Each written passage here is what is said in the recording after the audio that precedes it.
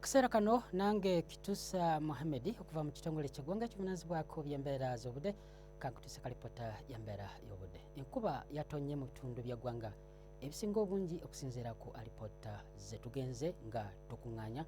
Tololo yapimye milimita 44.8, Jinja 21.3, Kabale 10, so ng'ate Entebbe 31.3. Bwe tulabyeko ate ekifaananyi kikubiddwa Ssemugenzi kitulaga nga omukuubo gw'enkuba gusenvudde okuva eri ebugwanjuba bwa Ssemazinga Africa ne gusimbira ddala ku nsi yattu. Era ekyo kiviirako n'empewo empewovu nga zikunta ziva eri mu Gabirage Congo ssaako n'ezo eziva eri ku Sseguyanja Buyindi nga ziseeyeeya ziyita ku nnyanja Nalubalo kwesogga ensi yattu.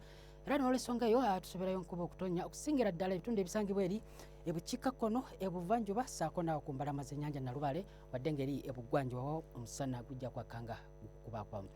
Wabula we zinaawera awo essaawa ez'omutuntu awo enkuba eno tusuubira okwengera okutonnya mu bitundu by'eggwanga ebisinga obungi.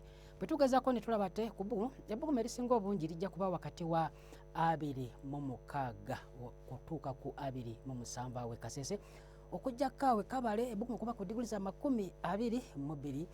Bwe tugezaako ne tulaba ate ku mbeera y'obudde mu kibuga Abu Dhabi tusobola omusana okwememula okutuuka ku diguli 4 nga ate Pretoria akuba ku diguli 22. Washington, Nairobi yo tusuubirayo enkuba okutonya ebbugumu kuba 28 ssaako ne 25. Tweyanza okubeerako naawe, beera bulungi.